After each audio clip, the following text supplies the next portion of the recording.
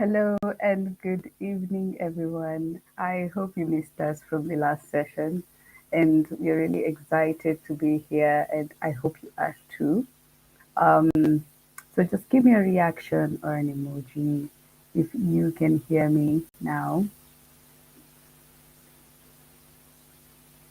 So we're really excited to be here. My name is Shifra Waijima, coming from the Founders House Africa, and we are here in conjunction with Evastech, to make sure we give knowledge and empowerment and awareness to all the citizens at large in Kenya. Um, Today's topic will be on protecting seniors from digital fraud. And it will be a very exciting session because some of you all might be thinking that technology is just for young people, but we are here to tell you that you need to understand that technology captures everyone, and we are here to show you how to stay safe online. So just make sure you tag a friend who you feel like should be here. If either it's a friend or a family member, or your auntie, your uncle, someone who's senior. And yesterday might have been a bit technical, but today we are going to go smooth on the senior citizens that are around. And we're going to have a very nice, smooth session just to help you understand what is technology that you've been hearing your kids talk about, and how you can stay safe online, and how you can protect yourself in the digital world. So please make sure you tag a friend, tag a family member, tag your auntie, your uncle, and we are here to have this session because of you. So please tell us, where are you listening us from? Is it Kenya in Nakuru, Eldoret? Is it Kisumu? Is it any other part of the country here in Kenya? And if you're coming from a different part of the country, of the continent, please share. We would be really love to have you here. Amazing. Time is moving so fast. So I am joined with my co-host, and I'm just going to let him introduce himself. Um, I know some of you might have met him in the previous session, but today, for the people who are here, he'll just introduce himself, tell us who he is, what he does, and why we are here, and what inspires him to be here in this session. So I'm just going to hand it over to Michael, and then we're going to begin. Thank you, Shifra. Good evening, everyone. Welcome to today's session powered by Founders House and Evastech. My name is Michael Meshe. I'm the CEO and founder of Evastech. We are currently running a program called Jua Hakikisha and Linda, which is Know, Verify, and Protect for digital online safety and literacy. We last did a campaign for families, and we're now running this session for senior citizens and the elderly. And we look forward to an amazing session. I hope to get a few questions from you. Why this particular session is important. Obviously, we know digital has become the new norm, and most people have smartphones. So we're getting to that part where all demographics are represented online. And what we're trying to do is to ensure that the types of scams, misinformation, disinformation that could happen online that would target certain demographics are addressed, so that your experiences online remain safe and trusted. Thank you. Thank you so much, Michael. You're going to be listening from Michael in just a few minutes, so you have to bear with my face a little bit. And we are here to help you, we are here to guide you, and our DMs are always open when you have any questions or you need any guidance in any way. So I'm going to start off this session on on why are we doing this session. Give me a second. Amazing. So I know most of you have been wondering, um, why are we having this session for seniors? And maybe most of you have not been using maybe AI or the different big tools that are being used by your kids or your teenage students, your nephews, your niece. And you feel like, why should I know about digital safety or why should I be aware about AI? This is not my thing. This thing you should be teaching our young people, our young children. But today we're trying to teach you something new and something you might be aware of and something that you're very aware of because you are already in the technical space. So if you have a smartphone, you're in the technical space. And if you have a smartphone and you have a WhatsApp, then you're in the technical space. Okay. And if you have an M-Pesa, well, you are already in the technical space. So if you have all these platforms, you're using WhatsApp, you're using M-Pesa, you're using Facebook. Facebook, most of you use Facebook. So maybe you're also using Facebook, you're using YouTube to watch us, maybe like right now. I mean, congratulations, you're already using technology. So how do you stay safe or how does this harm you? So I know, as I've said, most of you think that this is only for young people, but please listen to me because the more we get more in the digital realm, our communities and our cultures need to understand where this technology is coming from and how harmful it can be and how you can protect yourselves. Because hospitals have become more digital now. Our churches have also become more digital because we have WhatsApp groups, money is becoming more digital. The government services are also becoming digital. So everyone has to be aware about um, how to stay safe online. Okay, so today we're not learning deeply on how computers work. So today we're just going smoothly on how are we going to protect ourselves for the minimal technology that we have right now in your gadget. So I don't know how many of you I don't know how many of you have ever gotten a call and you're told something funny. Like for example, there was a time back then when our family members, when we used to be in high school, and our family members used to get calls from us, and we ask for maybe cash to go on functions, maybe if it's music, if it's sports, and we're asking maybe for cash, or we are asking for money because maybe we are sick, and some of it might have come off as scams. So if you've ever had that, and I know most of our family members have had that, either it's on text or on a call.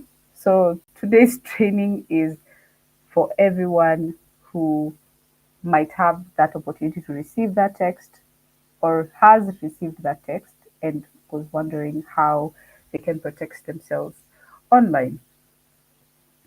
Okay, so I know most of you are in WhatsApp groups.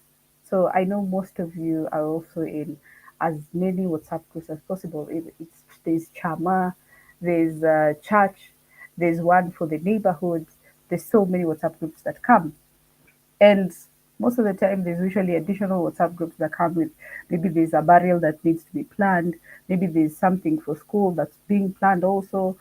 Maybe if you're trying to save up, you also have a group, or maybe you're planning with your family members how to get together. You also create a group. So most of these groups they usually send lots of forwarded messages. Maybe some a message was sent on urgent. The president has said every citizen is going to receive 10,000 shillings if you click this link or you apply to this and this and this. So most of these things, when you see them, you think about your family. You're like, if this message is true, then that means that all my family members are going to benefit from the opportunity. So what do you do? You take the message, you forward it. So you find these messages are usually forwarded, and most of these messages you usually see forwarded many times. So um, there was a time back when a friend of mine who was a mom received a message, and they received a message from their kid who was in campus. And this message was, "Hey, mom, I lost my phone. This is my new number. Can you send me 50,000 shillings urgently? There's something happened that has happened at school, and I need it to be solved." And maybe some of them usually say, "Don't call me and I will explain later." So you don't think, and you realize that your child or your grandchild is in danger, and you have the opportunity to help them. So what do? You help them. But most of the time when you receive these messages, you might not even have that money. But the first thing you usually think of is, my child has a problem, my grandchild has a problem. I need to find the money to save them out of the trouble they've gotten themselves into, and then I can call them later. So I know most of the families here, if you're a grandparent, if you are a citizen at large, you have received such a message. So if you're a mother, your motherly instincts will kick in and you'll want to help them immediately.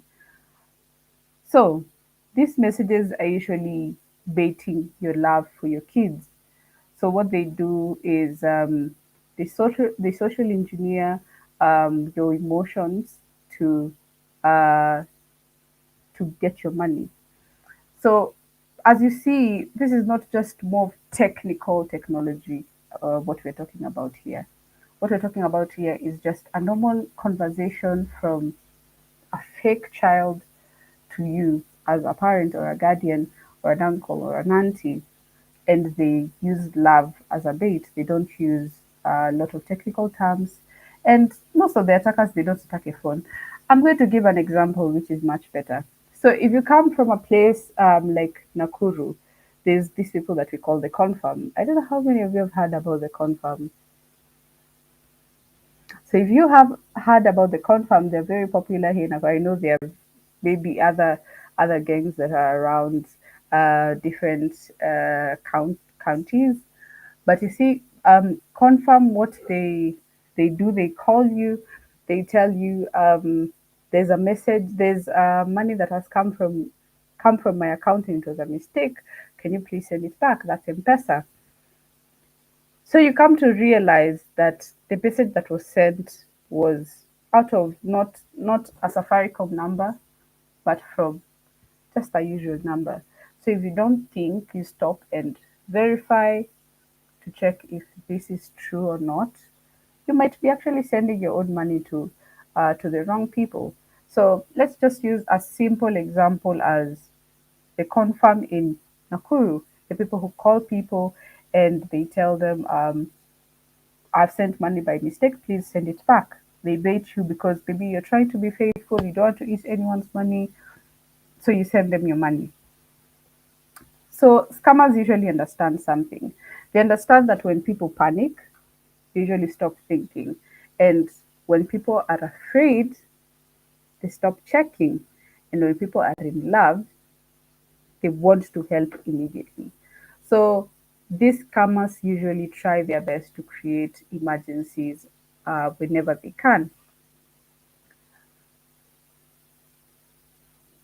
So I don't know if anyone has ever received any confirm call. You just received a call from someone telling you should send money.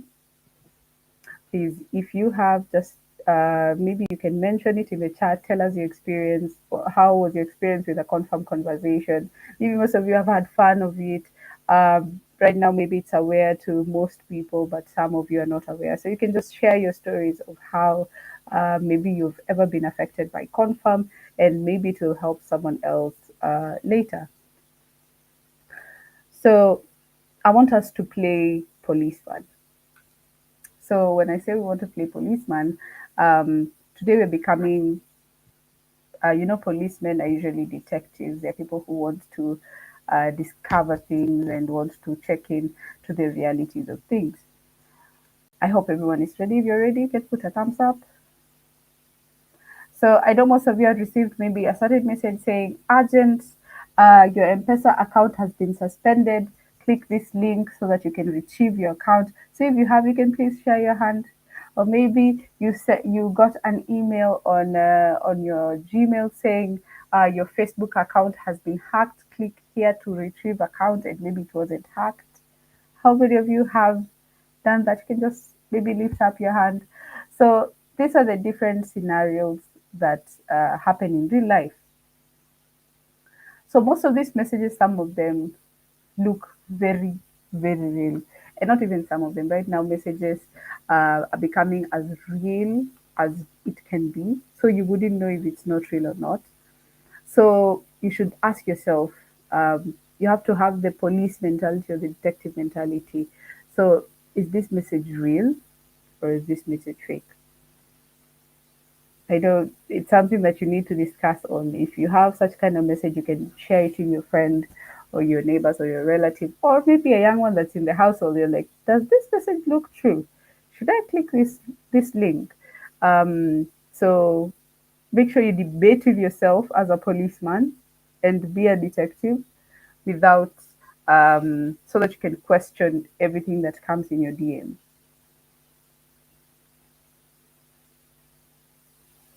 Okay, so if you have a second scenario where maybe your child has sent you a message and telling you maybe send me 500 shillings so that I could go and have snacks maybe for a function, um, what is the first thing that you do?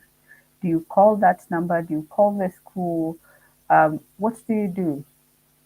Do you send the money first? Because maybe we are so busy with the hustle and bustle of maybe work and everything, but you don't check. So what's the first thing that you would do? Maybe you could share in the chat what you would have really done if maybe someone sent you a message imposing to be a child, asking for maybe 500 shillings or 5,000 shillings.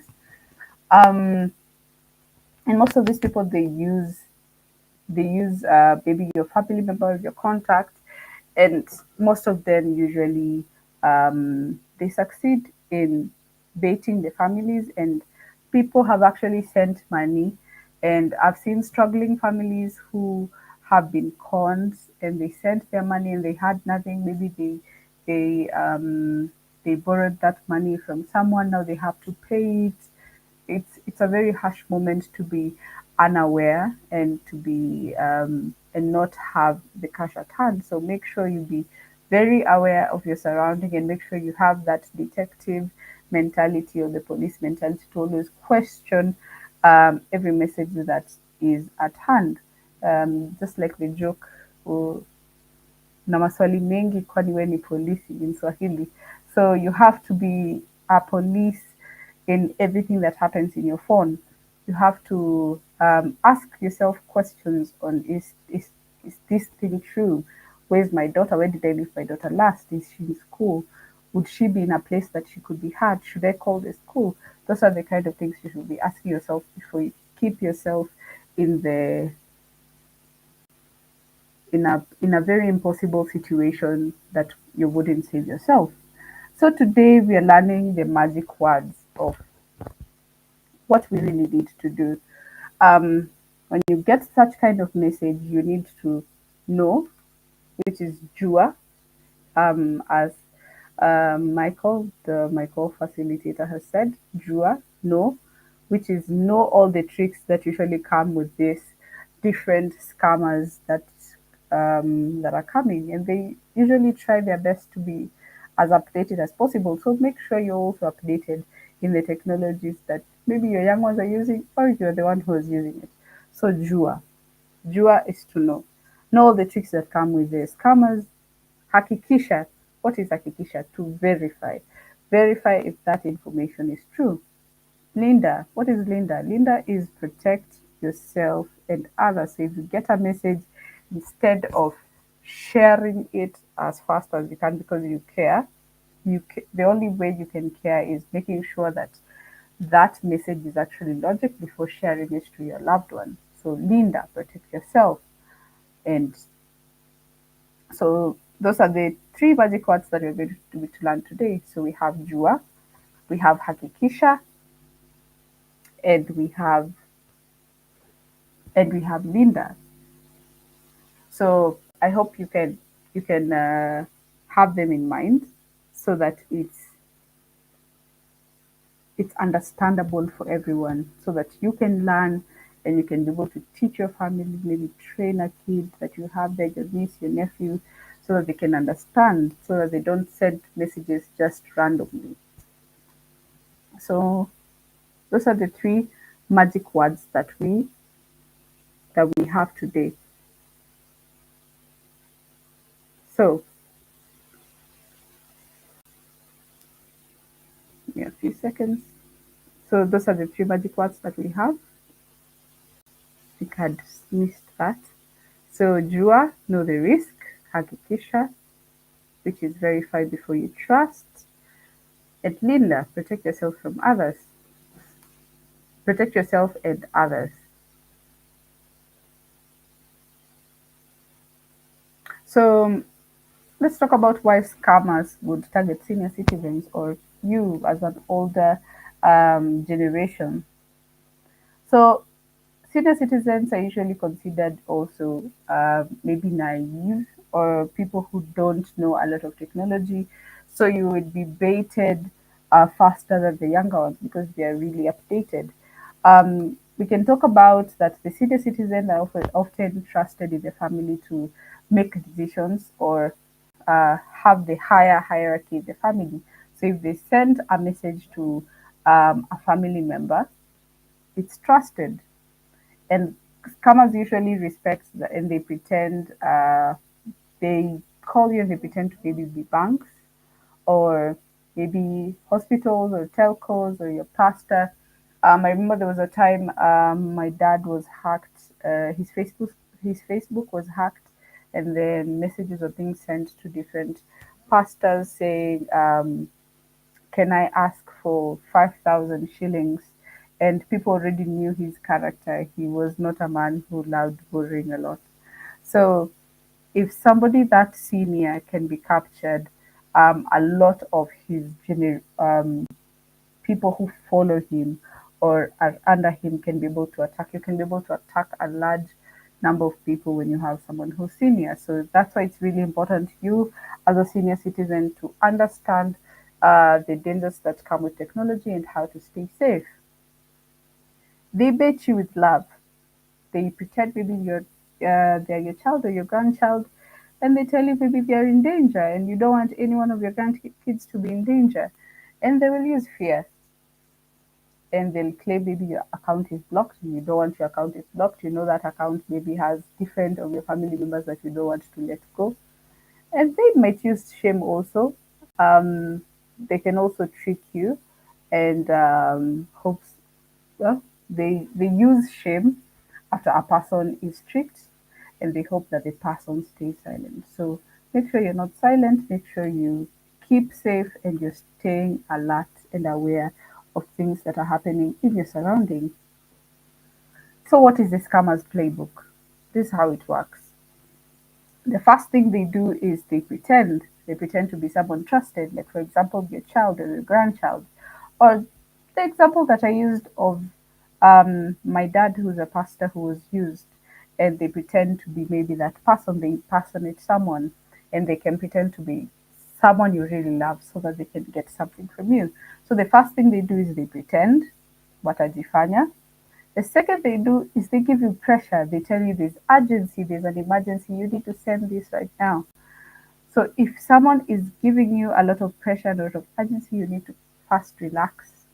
Check if this information is true or not true before you send anything. So nobody should give you any pressure. The third thing they do is they request. They ask for something. They ask for the money. Some of them don't even ask for money. They ask for maybe your passwords, your codes, your links, your down, or maybe your private information. And some of them can even ask information about your family, which they can use wrongly. And the fourth thing they do is they disappear, they move fast. So you find somebody has texted you from a certain WhatsApp, And then all of a sudden, when you figure out you have been conned or scammed, the account is gone. So that's also another thing. They disappear. There's a whole playbook of how scammers usually work. So you have to be aware. Nobody should pressure you, and you have to make sure you verify your information before even sending anything. And we're not talking about money only here. We're talking about also your data. Your data. What is your data? Your data is your ID, your bank account number, your PIN code, and all the details that you wouldn't want to share to someone who is not close to you or who is not your family or something that's only information that belongs to you. So this is a pattern that you notice in most messages. Maybe on top they put exclamation marks, urgent, um, something very pressuring and very um, conning. Go next.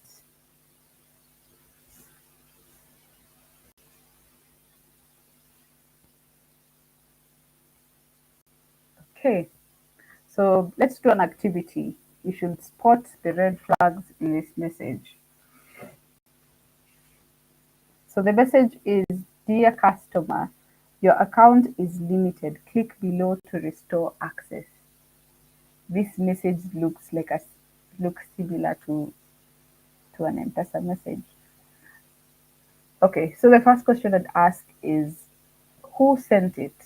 Is it M-Pesa or Safaricom, the main provider? Who who is the person who sent it? Because if you check it clearly, you might find it's maybe just a local number. You wouldn't think Safaricom would be texting you from a local number, right? So you need to check who sent it. What is it they're asking you to do? They're telling you to click to restore access. Which access? So remember the detective mind. What emotion are they trying to create?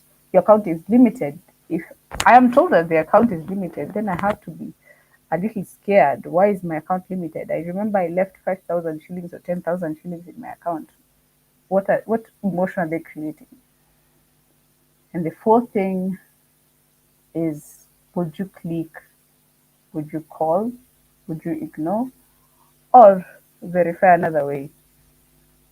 So I don't know what you would do, but these are the questions you should ask yourself before rushing into a conclusion in a message. So what makes this SMS dangerous? The first thing is it creates fear. Your account is limited, right? It creates urgency. Click now. So it's telling you that you need to click now so that you check if your account is limited or to restore whatever um, maybe money that you had. The fourth thing, it uses suspicion, a very short link. The next thing, it gives you a number inside the suspicious message. The fourth thing is that it asks you to solve the issue inside the message instead of using official channels. So you need to check if it's not an official channel, please don't click anything. So what should you do? What you should do is do not click that link. And the second thing you should do is do not call the number in the message. What should you do next is open the official app or use official customer care channel that you already know. Most of the time, if it's M-Pesa or different application with a bank, they have their own customer care number, they have the official number, or they have their own app. So make sure if it's not coming from any official source, you're not doing anything. And then the lastly is ask a trusted person before taking action. Maybe ask someone who's in the system.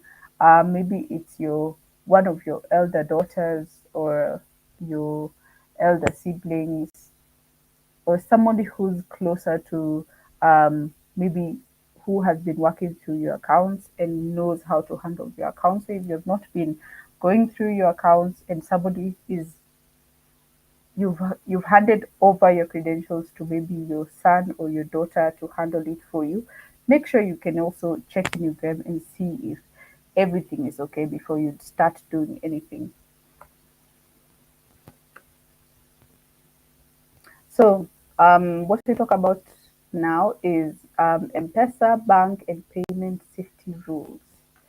So, these are the rules that you would use to stay safe online in your payment methods. So, what are the rules to protect your money? First thing, you should never share your M-Pesa PIN or bank PIN or OTP or your password or your SIM passcode to anyone, because if they get access to one, they might get access to the rest. So never share that PIN to anyone. That PIN belongs to you and you alone. So if there's somebody that you have entrusted in your family, make sure it's that one person so that you can allocate.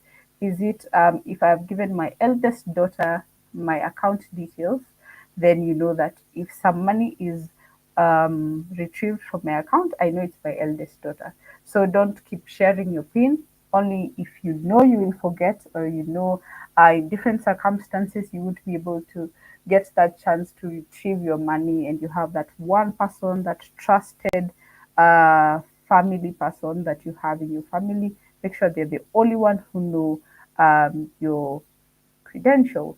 Secondly, is do not send money to reverse a transaction or unlock a reward.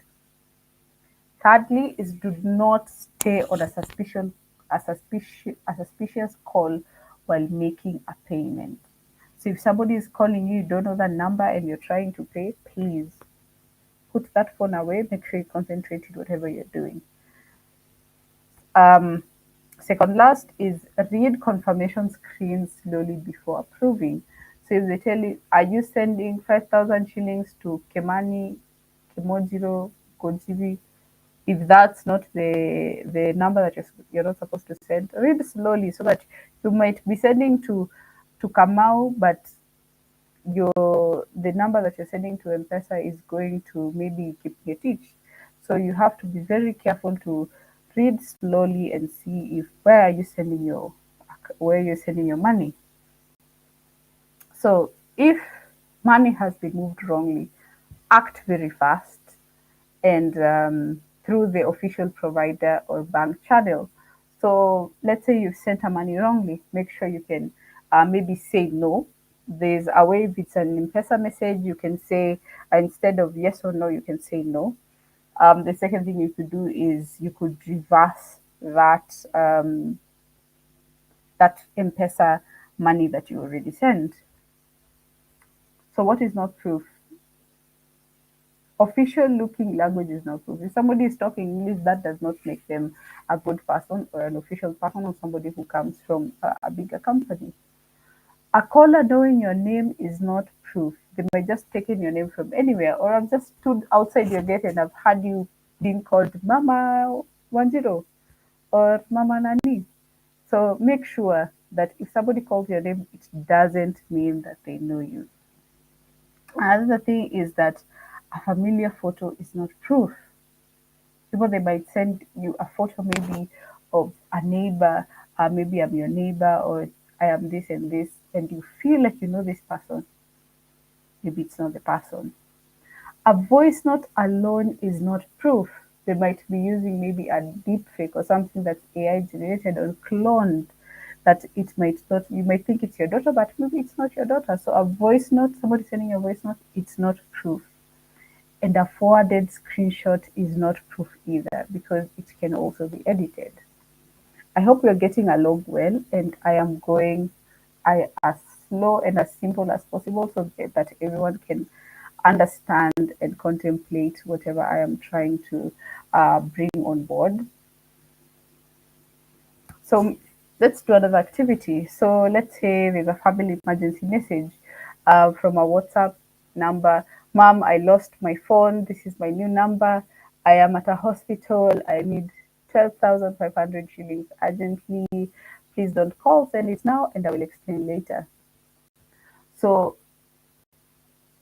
I don't know if this message is believable. What's believable about it? The second thing is, what is suspicious about this message? Mbona nisikupigie? Why shouldn't I call you? The third thing is, What should a senior citizen do next if they receive this kind of message? Lastly, is what should the family agree to do in the future if this happens?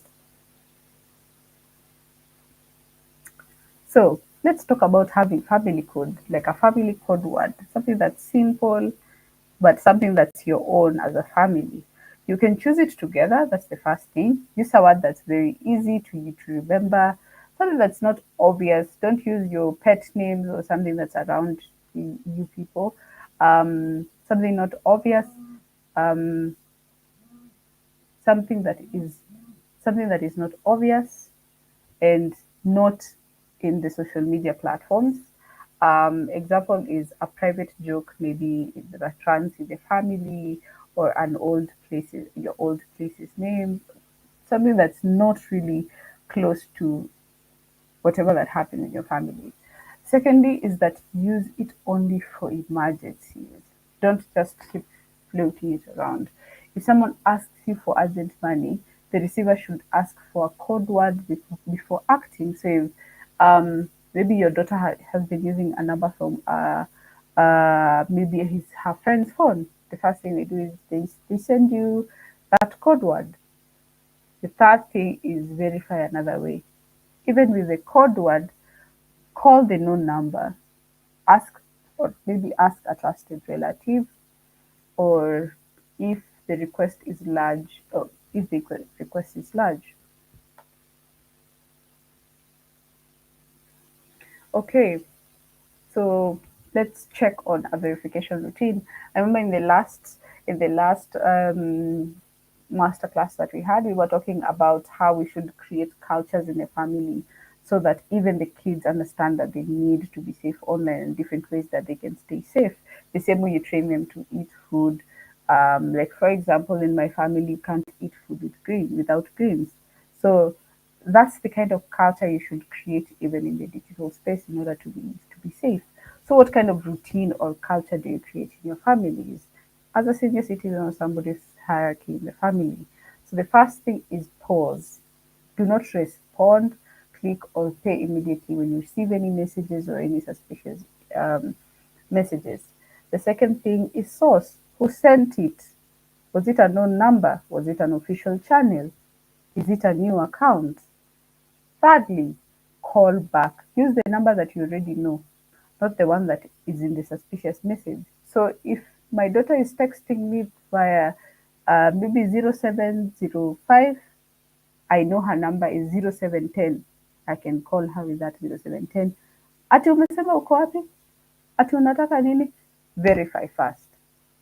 Okay. Cross check, search, ask the family, check official source, and make sure you check the date. And lastly is making sure that you act safely. Only act with an independent information. Okay. So let's see, how do you check a source from a message? So the first thing you do if you want to check a source, the source is where the message came from, is look at the sender. So is it a contact that you know? Is it coming from the number that you've saved maybe from your daughter or your niece or your nephew? Is it a new number or maybe a familiar using a familiar name or a photo? Or does the account name match the official institution? So make sure that's the first thing you do. Make sure you look at the sender. The second thing you do is look at the request.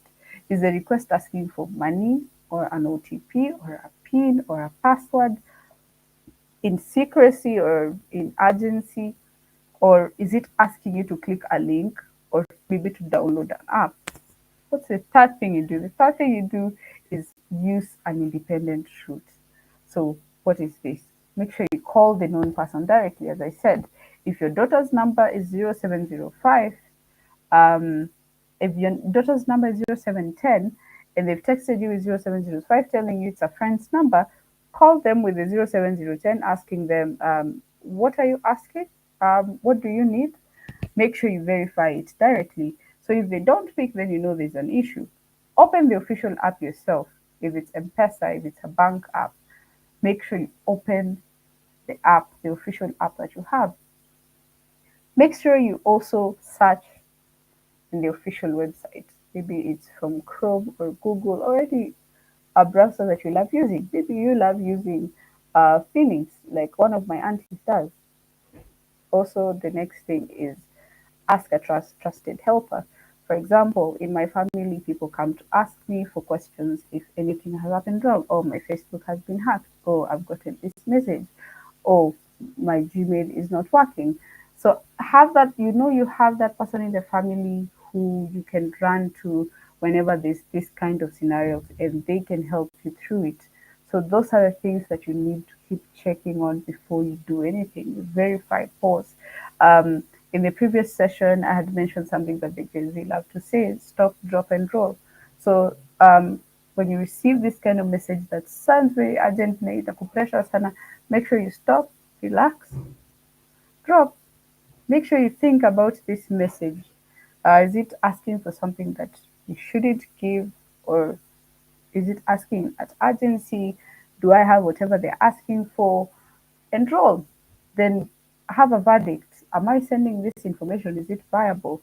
Or am I not sending that information?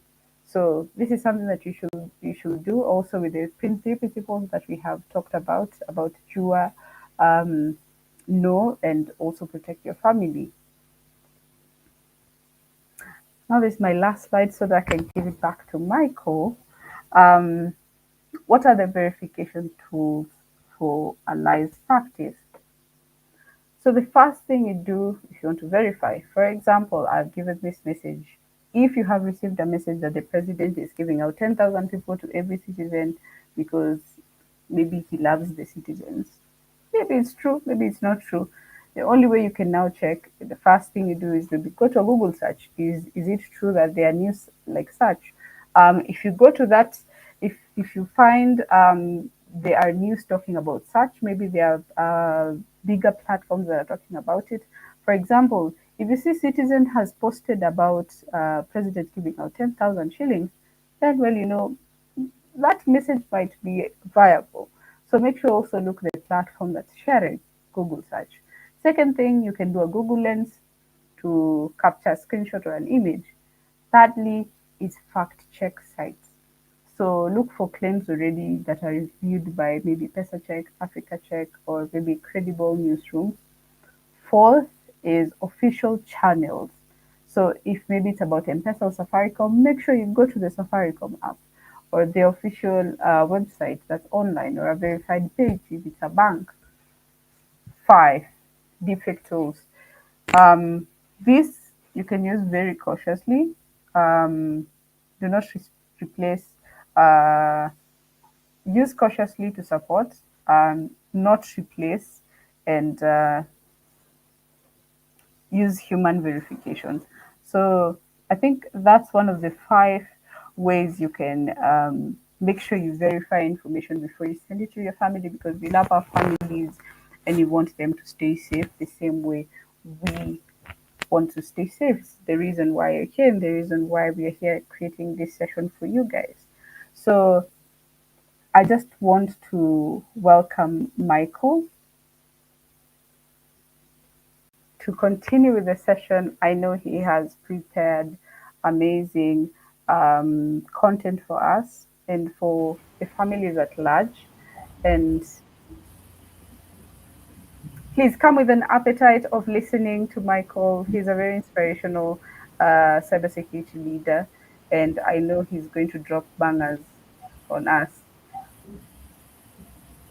On to you, Michael. Thank you, Shifra. Once again, good evening, everyone. Let me just bring up the slides.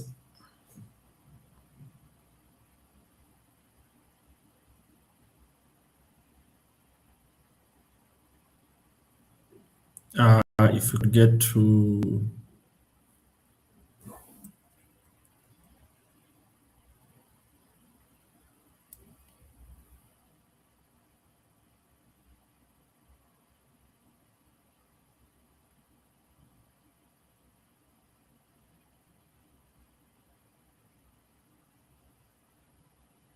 thank you. So quickly going to touch on the deepfakes and voice clones. AI has really improved over the last few years, and it's becoming a lot harder to tell AI-generated content from real content. I remember a few years back, I would always tell someone, if you receive a video, look at the hands.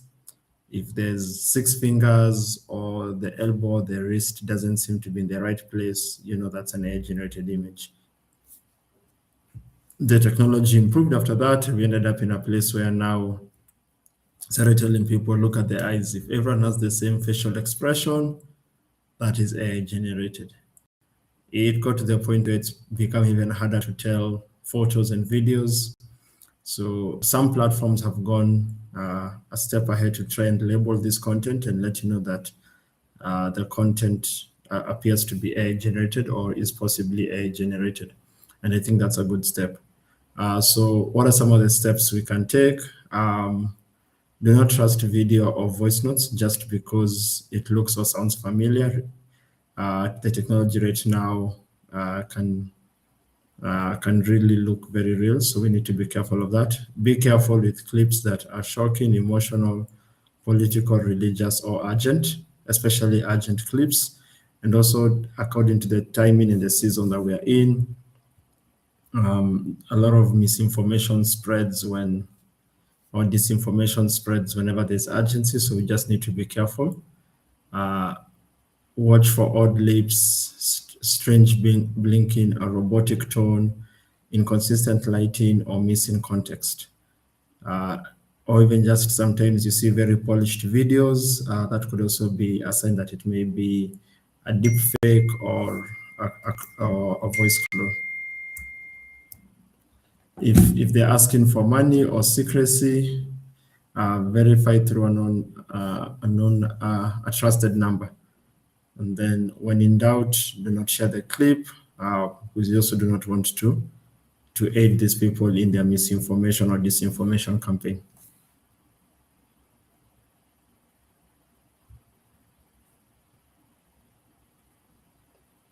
Next slide.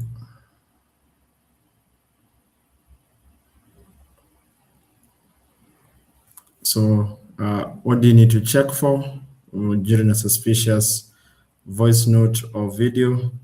Context. Where did it come from? Who posted it first? Why now? Why me? These are questions to ask yourself.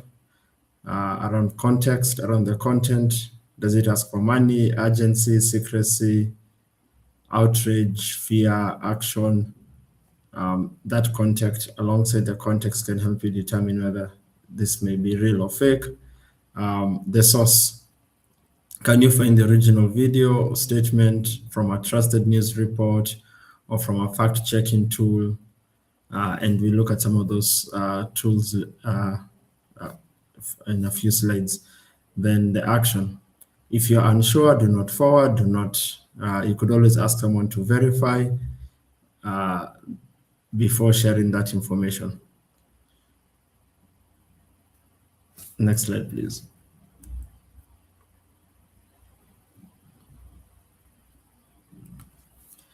At the start of the series, we mentioned is Jua Hakikisha Linda. At this stage, we start the Linda section, which is the protection, which we show you tips, we show you tools that could be used, and explain how to do some of these things. So WhatsApp, probably the most common communication means maybe behind just doing a regular phone call or SMS. What are some of the safety steps to take? WhatsApp has a two-step verification, which is very important. So it's good to add that one so that in case someone tries to take over your account, they're not able to. Someone can attempt to take over your account, impersonate your identity, send messages to your contacts, requesting for money to be sent to a specific number to aid in maybe fundraising or to pay a bill somewhere. And because they have actually taken your own WhatsApp, the person receiving these messages may not be able to, may be easily convinced that it's you. Next, privacy. So limit who can see your profile photo, status, last seen, and online status. I usually say just limit it to your contacts, those who have your number. Don't limit it to anyone. Your profile photo could be the first step into creating a deepfake. And then groups, limit who can add you to groups. You do not want to be added just to any group. There could be groups out there that have been purposefully created within the moment for a particular context around misinformation or disinformation. So within the settings of WhatsApp, you can just quickly be able to disable that. You need to approve to be added to groups, or only your contacts could add you to groups. If you'd like to, in some cases, you can even silence unknown calls. If your phone does allow for that, block and report numbers that harass, threaten, or push any scams. That's very, very important. We won't be able to do a live demo, but we will be able to share the step-by-step steps on how to activate some of these things on WhatsApp. Thank you.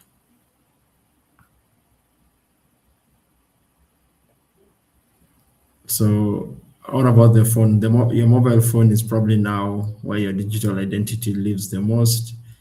On your phone has your contacts, your WhatsApp, social media platforms, your interactions with the internet. So how do you protect it? First step is a screen lock. Use a strong PIN, more than 4 digits, or a biometric lock. In some cases, I would always advise the PIN is stronger than biometric, especially if it's the fingerprint, or someone may be able to force you to unlock your phone, but I think the PIN is stronger.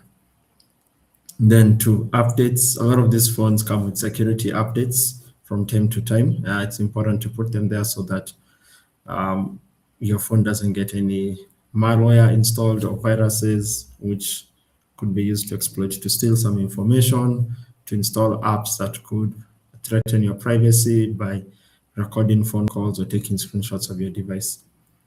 App permissions, very important for privacy, to check what applications on your phone have access to your camera, microphone, contacts, location, and gallery. So in the settings, just being able to go there and just what doesn't need access, or even just granting limited access.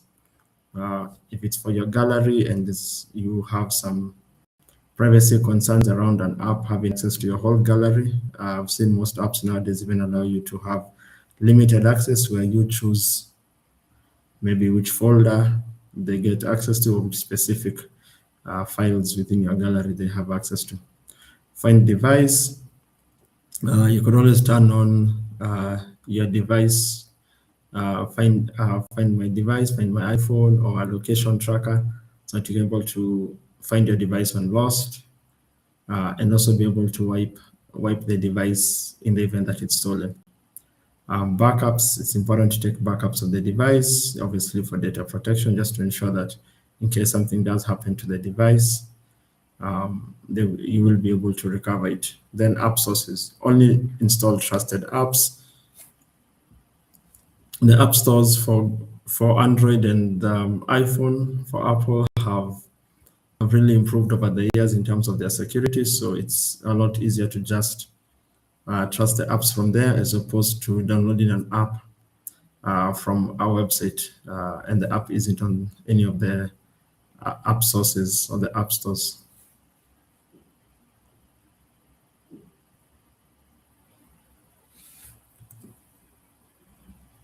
Next slide, please.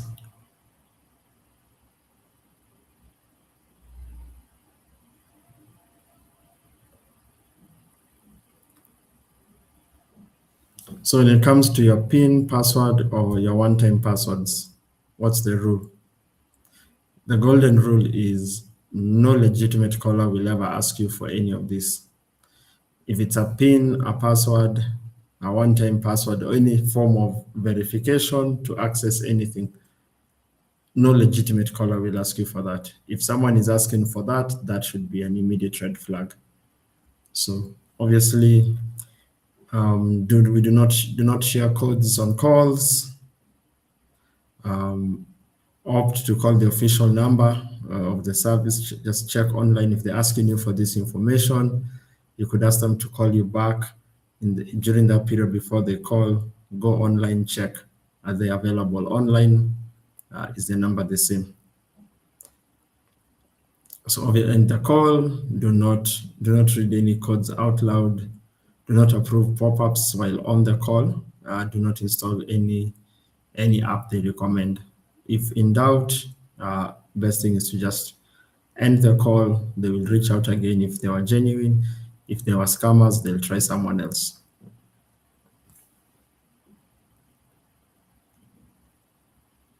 Next slide, please.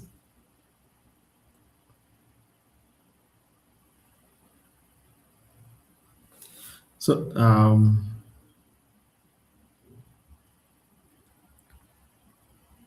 when senior citizens care for children online, how can you now also protect sort of the younger generation as senior citizens? So as a useful habit, setting up child-friendly spaces such as YouTube Kids, the Google Family link is a great tool just to ensure that you have some supervision of devices and accounts for the minors. Keep devices in shared spaces for young children. So if they need to use a device, they're using that in the living room, dining area, a shared space. Teach children not to share their location, school details, photos, private family information, location, any of those items. And then always ask them to report anything they also find suspicious.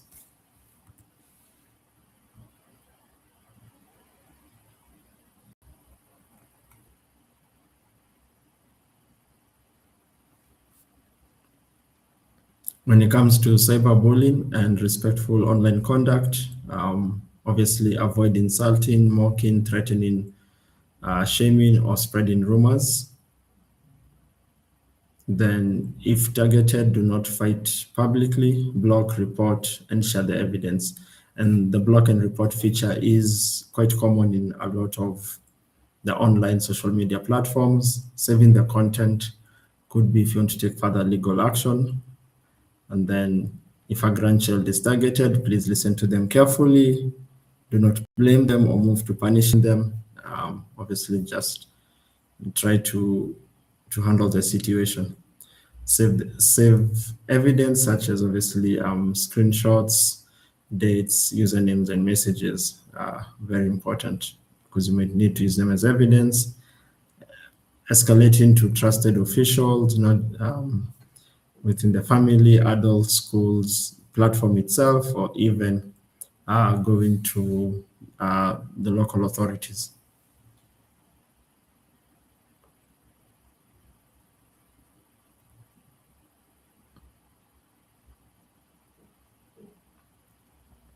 So what does a digital safety plan for the family looks like? As mentioned by Shifra, that's having a code word that's very important, either a code word or a code phrase that you could use or the family could use just for verification, something that's known to only you and is a secret. And if it needs, you can change it frequently to avoid people from knowing it. Then I have at least 2 trusted people to call before sending any urgent money, just to verify situations are where they are. Always save the official. You can save the official contacts from, let's say, your telco, bank, school, or any other service provider, or you ask them to prove their verification. But again, do not share sensitive information, anything that can lead to access of your account. You could have a private family group for checking suspicious messages, weekly or monthly check-in on new scams and phone settings. I know this, I'm sure this happens quite a lot. It happens quite a lot in our family, especially when you have the larger group, the extended families, and they all sit together. At some point, someone will start talking about certain scams that they've seen online. And that serves as a form of just that helps in the protection, because that knowledge goes a long way to help people avoid those scams. Again, the no shame rule. If someone has been affected, obviously do not shame them. Just try to help them.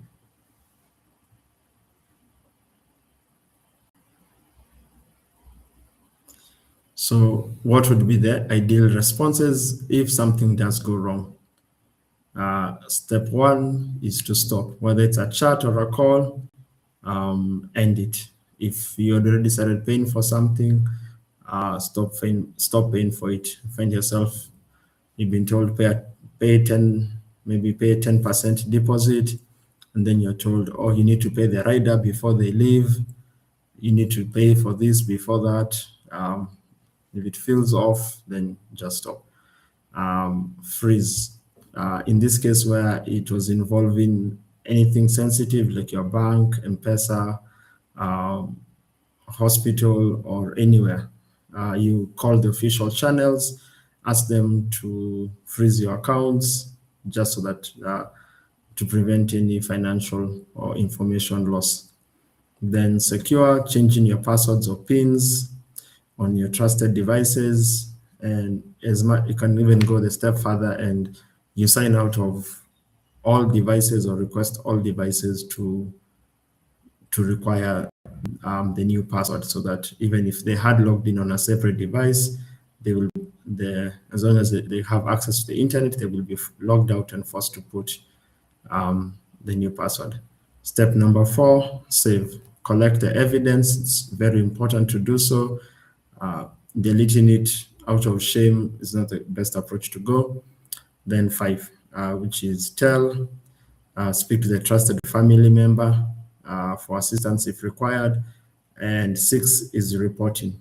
Reporting is very important. It actually helps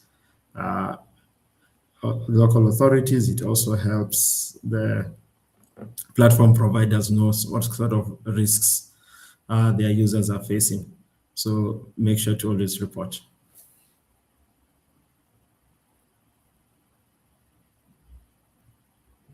Next slide, please.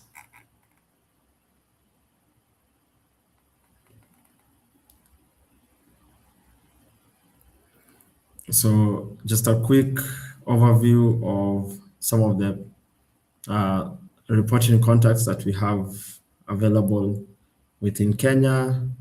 I've put up a few examples.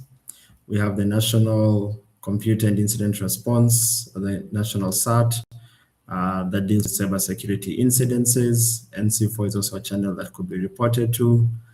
And then for payment or account issues, obviously your telcos, your banks, SACCOs, microfinance, just calling the official line, asking them to prevent any transactions from happening. Then there are few QR codes I've shared there as examples that could be scanned very quickly that will give you access to those contacts, but this information also be provided post session. Next slide.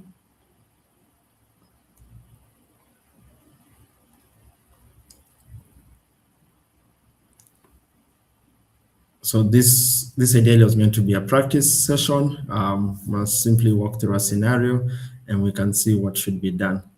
So someone calls from the bank, obviously claiming that they are assisting you with an issue with your account and that you should have received a 6-digit code that you need to share with them.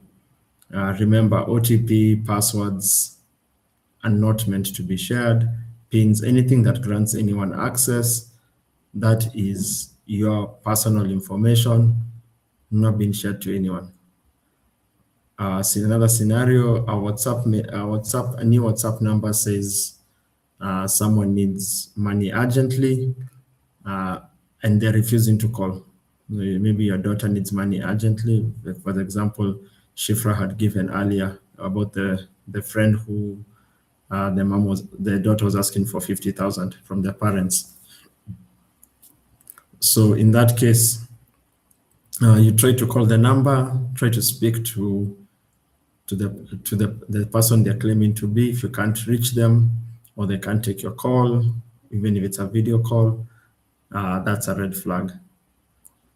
A video warning of danger and says to forward to all groups now. Check for signs that it could be AI generated. Look at the timing of the message, the scenario that you're in. Try to verify the source. If it's something to do with a disaster or something, check online. Is there news about it from trusted news agencies? The next scenario, a friendly Facebook stranger asking for airtime, or asking for money to buy food. They're already online, and I think a lot of us have seen those scams. They're already online, and they just reaching out to as many people as possible for assistance. I mean, to try and bait you into assisting them, if you'd call it assisting, but it's actually a scam. A pop-up that says your phone has a virus and you need to install a certain app. And unfortunately, this is quite common, the common thing that we are seeing on mobile devices and even on browsers, where more and you get pop-ups that are saying fix your PC, clean your PC. Some of those apps install a backdoor to allow malicious actors to steal information. Some of those apps may be granted permissions on your phone or on your machine to access things which are sensitive. So it's always, if you have such pop-ups coming up, safe to just ignore them. Do not click on them. Some you'll even find there's a new term called maladvertising, where you're wondering why on your device every app now is showing up with an ad. That's likely there's an app you had installed previously that has now created that particular ability for ads to appear everywhere on your device. And then the last scenario, a link promises a grant after you enter ID and phone details. Any combination of information that you feel you would normally give when opening certain accounts or that are sensitive. Someone is asking for your ID number and phone number. Definitely, maybe they're trying to do a SIM swap, so that's of concern. So watch out for those scenarios where you feel these two pieces of information that you're being asked to share could be used to gain access to social media, banking, and other platforms. Next slide, please.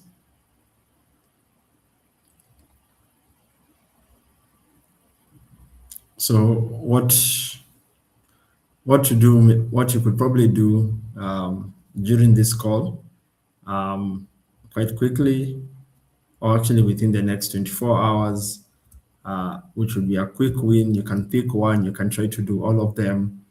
Turn on WhatsApp and other apps for two-step verification to prevent identity theft. Save the official numbers for your bank, telco, and other support contacts that you may have. Create a family code word or code phrase. Set or strengthen your phone screen lock. If you're on 4 digits, you can move up to 6. Review privacy settings with a trusted helper for various apps and solutions that you're using. Then teach one family member the verification phrase or code word that you have created. And all of these are very easy to do and can be done even with the whole family or just as an individual, just to improve your online security.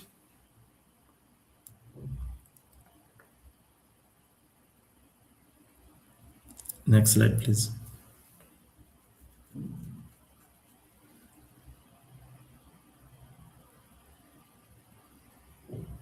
So, final recap as we come to the end before we go back to the Q&A session, where Shifra and I will be taking questions and also addressing some comments. The key thing, do not panic, no payments without verification. Anyone who tells you whatever communication you're having is secret or should remain secret, that is also a red flag. So remember, given the skills to know the scammers, know their tricks, and remember, scammers are not looking for, as it was earlier said, they're not looking to take advantage of people who may not know. They're looking for trust, fear, and love and urgency. that's what they want to take advantage of. And if they can be able to play on any of those, they may be successful. So where you feel someone is demanding trust, trying to instill fear, or creating urgency, that could be a trigger for you to now start thinking that this may be a scam or something at foot. Then verify before trusting, especially with information around social media. Pause, check with verified sources. If it's messages that you are receiving, call back the person, see if they will speak, if they will verify the identity, and then protect together. Use some of the settings we've discussed, create family code words and phrases, have trusted contacts that you could obviously speak to, and report these things to the platforms, and also report them to authorities. And the reporting one, especially on the platforms, you may just click report, block, and you think no one is looking into it. A lot of that information is collected so that they know what kind of acts are leading to this kind of report, so that they can try and make some of these platforms a lot safer. Thank you.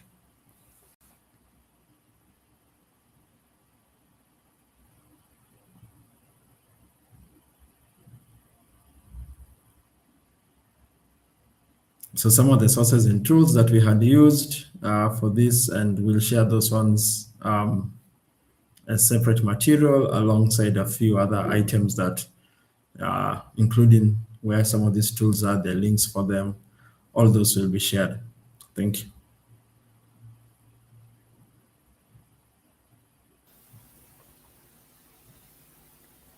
Thank you so much, Michael. I'm really hoping you all had a really amazing and wonderful time. This was the session that we had today, but we have more series coming in on the 29th. We will be having the Digital Trust and Responsible AI Masterclass for youth and university students, which will be very interactive for your kids, your nephews, your niece, or any family member or someone that you have who's young and knows about technology. It will be as technical as possible, not as simple as we had with you guys. Make sure that they scan the QR code and they will attend the session. We also have the last session that will happen in the series that will happen on the 30th of this month, um, which will be on the Digital Safety and AI Awareness Masterclass for persons with disabilities. We're making sure we are very inclusive in the sessions that we are having. If you wish to contribute or be part of this, to be a trainer or a partner or a sponsor, make sure you just fill in the form that's below. You can just scan the QR code and it will take you to a form that you uh, will be taken to apply. So if you have any questions right now, please just share them and we are here to answer them. So do you have any questions? Let me just put them right up on uh, the sessions that we have next so that you don't miss out.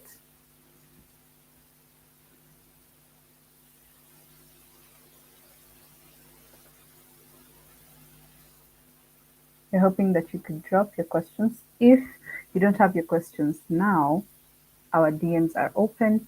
Make sure you follow us on our social media platforms and we will be able to answer your questions and be there to guide you whenever possible. There are toolkits that are going to be provided to you to keep yourself safe, to keep your family safe, your young ones, and the citizens at large, making sure that Kenya is a country that will remain aware and safe before the coming elections.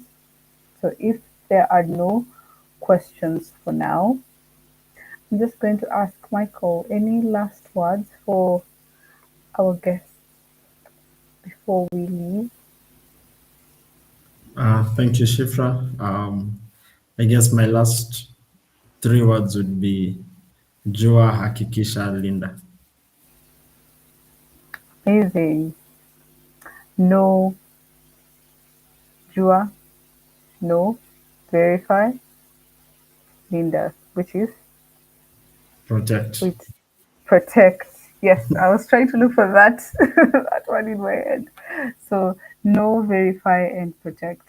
Make sure you keep that in mind. Make sure it's a slogan that you have with you and your families, and make sure that you stay safe physically and also digitally. Thank you so much, and I hope you have a nice time. If you have any questions, please reach out to us on our social media platforms, and we will be there to guide you. Um, I think we can adjourn. I hope you had an amazing time, Michael, and I hope everyone had an amazing time. Bye bye.